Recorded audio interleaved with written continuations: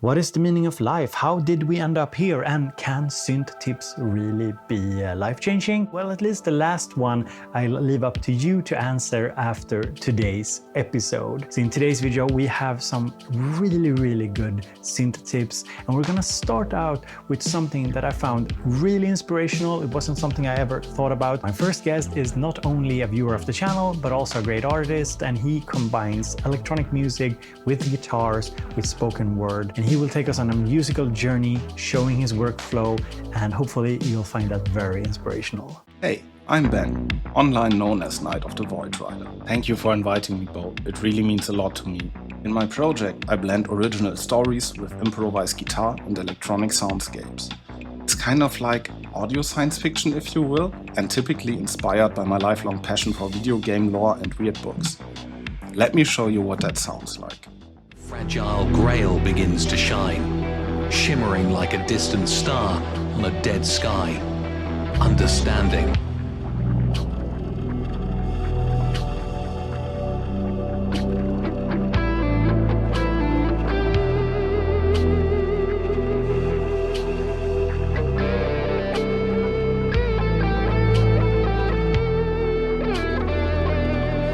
That was a short moment from signal interference number 1. It's from a part of the story where the signal really starts to influence humanity's fate. I kept getting stuck in musical loops and story ideas, a passion of mine that I didn't even talk about for the longest time.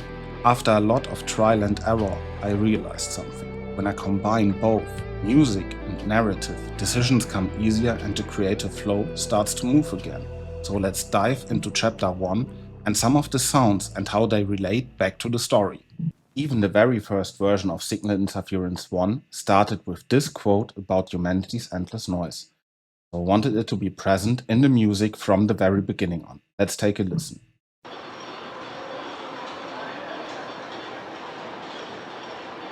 In context with guitar.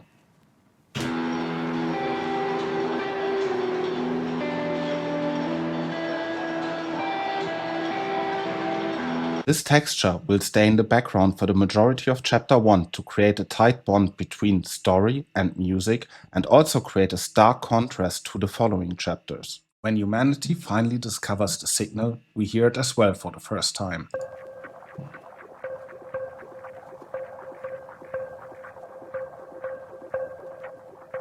I went back and forth between the narration and those both textures, humanity's endless noise and the signal, and they influenced each other heavily. Chapter 2 is all about humanity growing together and overcoming century-old challenges, and I wanted this united voice of humanity to be reflected in the arrangement as well, so I layered guitars upon guitars upon guitars.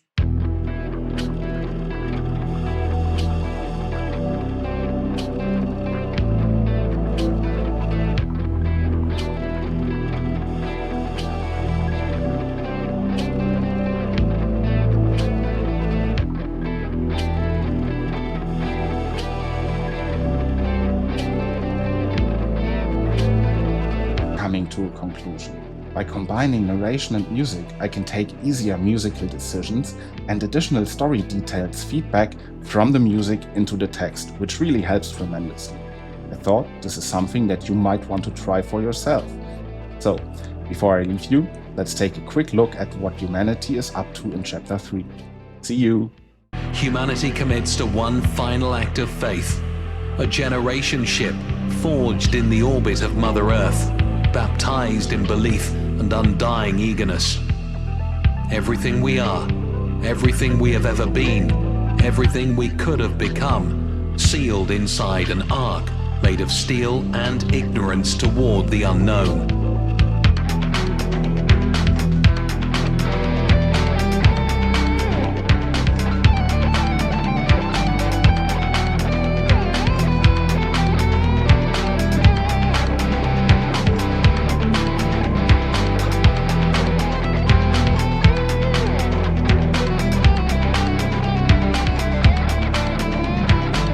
This series is a lot about learning new techniques and how to do things differently with your synthesizers, getting the most out of them. And my next guest has a really good piece of advice on how to use arpeggiators in a different way. He's using the Hydra synth, but I'm sure you could use this with many other synths as well. Hi, I'm Ryan, and I'm going to show you a new perspective on the humble arpeggiator. By the end of this tip, it's my hope that you'll see an arpeggiator not just as an arpeggio maker, but as an inspiring phrase generator. So let's check it out. The key here is adding rests. There are lots of creative ways of making this happen, but I'm going to focus on keyboard tracking the filter cutoff. On the Hydra synth, we can track the filter at positive or negative percentages. So I'm going to set key tracking to 200% and turn the cutoff knob all the way down, completely silencing low notes.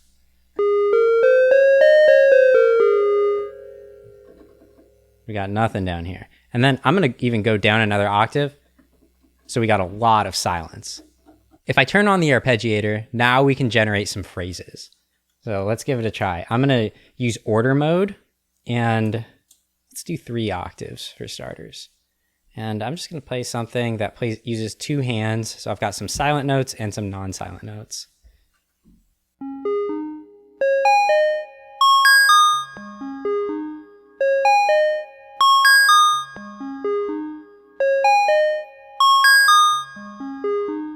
Now, random mode is the most generative one. Check it out. So I'll just do random and up 1 octave.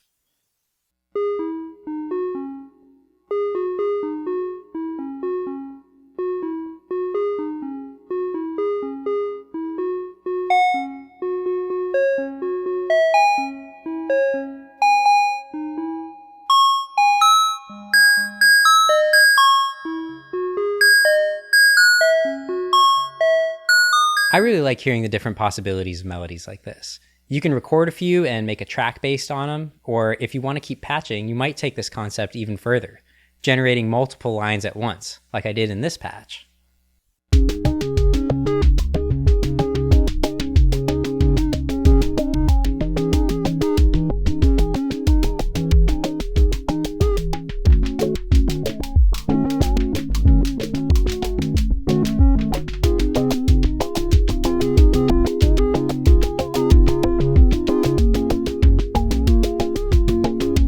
This patch is conceptually the same as using an arpeggiator with rests, it just comes at it from a totally different angle. Instead of using the built-in arpeggiator, I kind of created my own using sample and hold. And there's percussion in here, but I've just turned all these down. So you can hear just a single note here. The amplitude is randomly chosen and held until the next beat. This gives us a rough impression of a 1-octave arpeggiator with rests. But when we play polyphonically, instead of the arpeggiator just picking 1 note, we get all the notes at different volumes. So it's like an arpeggiator that can choose to play 0, 1, or as many notes as it likes with dynamics. Adding rests to a normal arpeggiator generated phrases and led me to try this more polyphonic approach. Hopefully it'll lead you somewhere interesting too. Bo, thanks for bringing the synth community together in such a positive way and having me on this episode. Peace. You know how some synths have an audio input, and you know how probably 95% of us never use that audio input for anything? Well, my next guest is here to show us some creative ways of using the audio input on your synthesizer. Hey, what's up everybody? I'm Daniel from the channel Tiger Arcade. I wanted to share with you guys a quick tip I think will get you out there experimenting a lot more with your synthesizer. Many of our synthesizers have an external audio input. What can you do with these? I've had people that have been confused in the past. They're like, it doesn't work. I don't know how to do this. It really depends on the synthesizer. Literally, you can utilize the filters on them. If there's onboard effects, LFO, the LFOs usually don't show up until you start playing with the filters. And then on some other synthesizers, you might not notice anything unless you turn off all of the oscillators, flip the switch on the drone or, the VCA mode, whatever gets that sound just constantly going. That's usually when you can start to notice that, oh, I'm plugged in, it's working now. Let me give you some useful applications. Guitar. Okay, if you have a guitar and you want a phaser, plug it into a synthesizer, use the LFO with some cutoff, you can get some really phaser-like effects.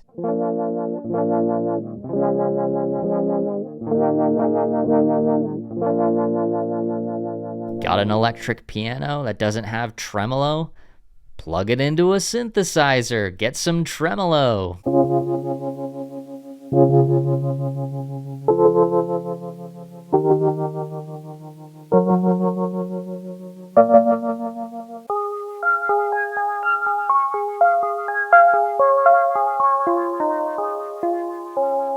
You can even plug in a microphone or something else with pickups on it and get some really unique applications, experimental effects. Hey everybody, what's going on? What's going on? What's going on? Hey.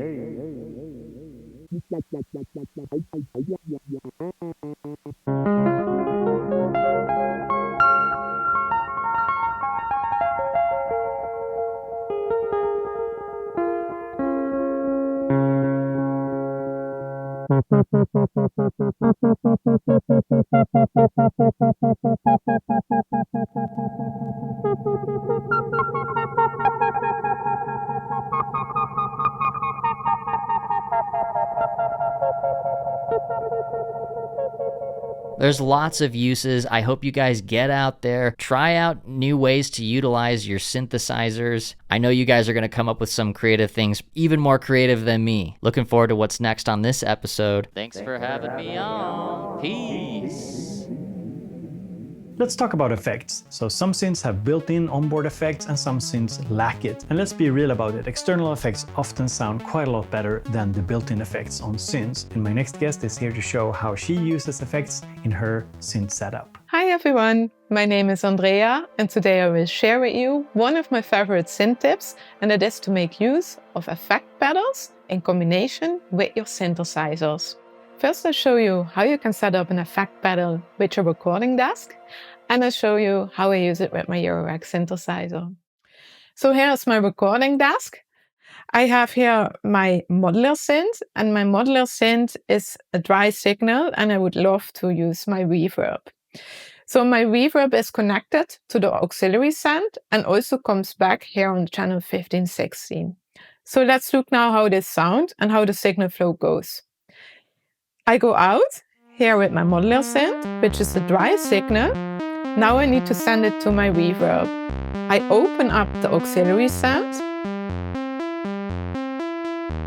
I am in stereo, so I use both, left and right.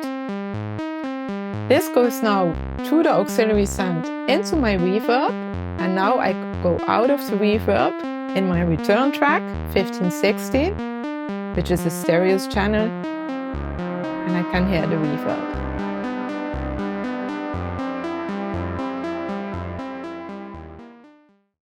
What I really like about effect pedals is that it really can give a nice and rich sound to your recording. And if you have an effect pedal like the Zen Delay that has a filter, it's great for performance. Also when you perform live on location. Here you see my modular synthesizer, and here is the Zen Delay. The Zen Delay is also in the same way connected as my reverb.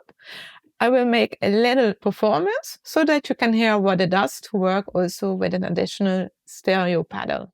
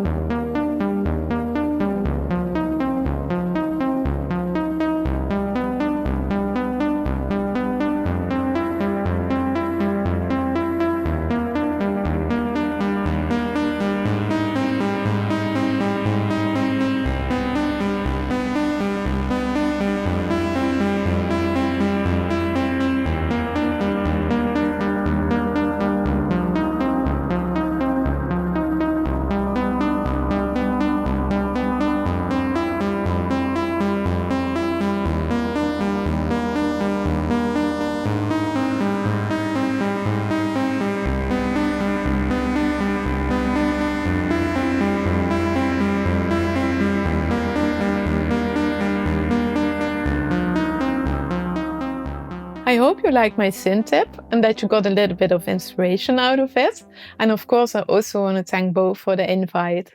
My next guest doesn't really need an introduction, but I'll do one anyway. He is my much better looking spiritual brother with a nickname which applies to basically all of us. Midlife synthesist. Hi, Midlife Synthesis here, and if you're wondering why my voice sounds like a chipmunk, it's because my good friend Bo uses another video format than I do, and I've probably forgotten to change my settings. Anyway, today I wanted to share a few tips on why I love LFOs and how they could save your life. Not all synths are blessed with onboard effects, but if you have a couple of LFOs available, there's actually a lot you can get away with if you just get a bit creative. I'm using the peak here because it fits nicely in camera and it has big nice letters on the screen so you can follow exactly what I'm doing. So I have this initialized patch over here, and let's say I want to have a delay here, but my synth doesn't have one. Now you can simply go to the mod matrix and we're going to grab LFO1 over here as my source. As for the destination, we're going to set the filter cutoff frequency. For the delay effect, I usually like using a sawtooth, so I'm going to increase the depth. And now, I'm going to increase the frequency. So how do we make it sound like a delay? You can just increase the release.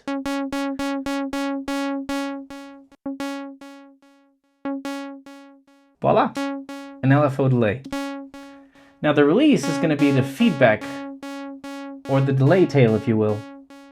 So you can play around with that.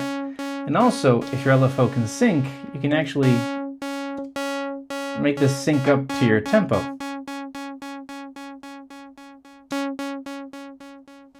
Now let's say you wanted some overdrive or, extra gain or grit on your voices. We can do that again with the LFO. Instead of the filter frequency, now we're going to select oscillator 1's level. Now I'm going to grab my LFO and I'm going to crank it all the way up. So we get this much growlier tone. Now, mind you, different waveforms will give you different flavors, so experiment to taste.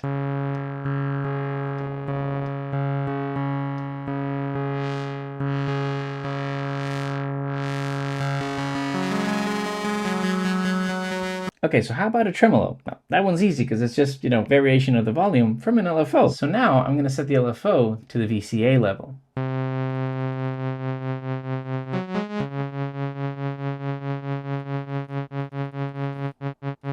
Depending on the depth is how much of that effect you're going to get.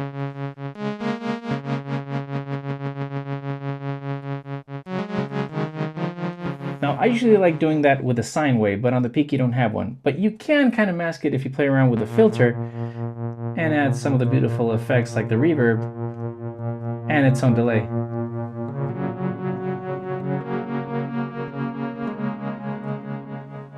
Finally, if you want to add some vibrato for some dynamic detuning vibes, we can do that as well.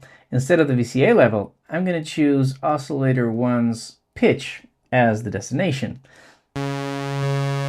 Now, be careful with this because it can get very wacky very easily, very quickly. But if you just keep it nicely toned down and you start adding another oscillator,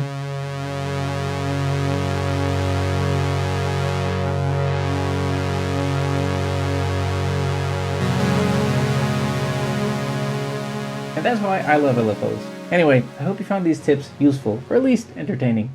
Thank you so much for watching. Thank you, Bo, for having me again, and I hope to see you again soon. Bye-bye. You know how there's this wheel beside the keyboard that when you play, you can actually change the pitch of the sound. If you actually know how to play, then that could be quite useful. And if you don't know how to play and use the pitch wheel at the same time, my next guest is here to show you how you can use the pitch wheel in a slightly more creative way. Hi Bo, thanks for this great series. Here's one small idea that might not change your life, but the way you use your pitch bend wheel on your synthesizer. Ah, the pitch bend wheel. We all know it so well. Turning the wheel to its limits will change the pitch of a sound you're currently playing one full tone step up or down, so you can go full Emerson, Lake and Palmer on your audience.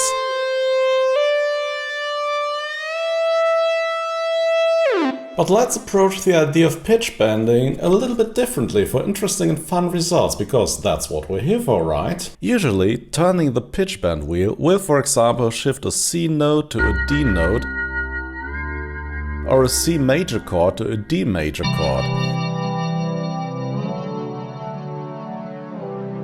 Now, while bending single notes is great for solos, bending chords in 99% of the time makes no sense, as two major chords, one note apart, are in two different musical scales. Let's put a harmonic spin on pitch bending. This will work on any synthesizer that has a mod matrix and at least two oscillators per voice. A modulation matrix is a list of controller assignments. In other words, this user interface element will affect this setting in my synthesizer. And modulation is a fancy word for changes over time. Start with a basic patch and add at least two oscillators. Then turn off the pitch bend wheel completely. Here on the Yamaha Montage, this is possible in the global patch settings. Just set the upper and lower range to 0. Now add a modulation matrix entry here in the global patch settings. The modulation source will be the pitch bend wheel and the destination will be the tune or the pitch of the second oscillator. Now make it so that the modulation is bipolar, which means you can bend the frequency upwards and downwards. Then make it so that pushing the wheel to its upper limit will shift the note by 7 semitones, so we can bend a C upwards to G or downwards to F.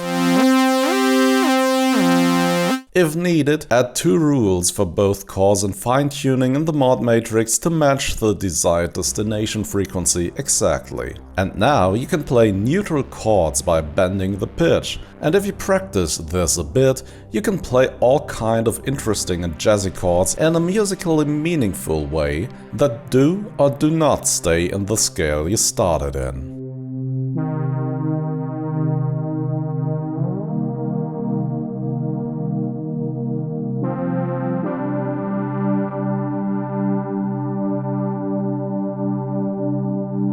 Last in today's video, we have some Eurorack advice and a really creative way of using noise to generate percussive sequences. A noise source can be used in many creative ways. You can send the noise through a filter and then apply a random voltage source to get some interesting sounds. When the resonance is turned up, you can hear the tones become more crisp and clear.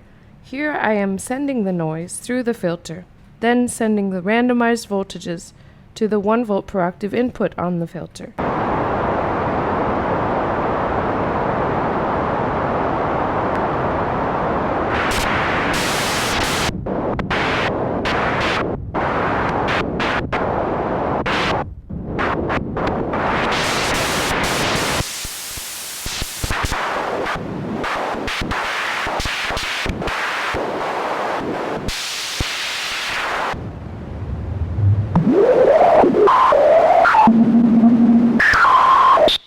Then I send the noise through the VCA first, before the filter, and then add a gate to the trigger input on the VCA to make the noise rhythmic and choppy. This is a technique that can yield a lot of different results depending on the speeds and the envelope, and can be used in a lot of different ways.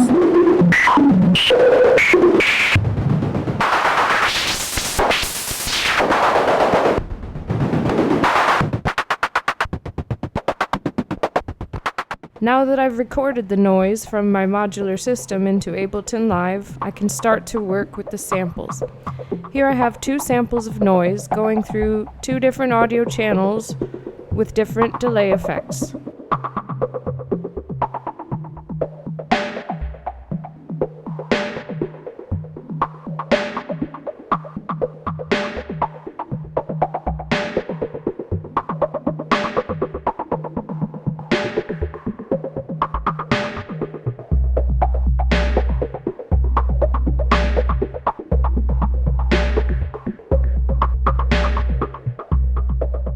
So now that you watched the entire video, you are ready to answer one of life's biggest questions, and that is if synth tips can actually be truly life-changing. Leave a comment telling us how much it revolutionized your life. And if you want to be a part of future synth tips episode, check the pinned comment for more info about that. And as always, have a great day. Talk to you all later.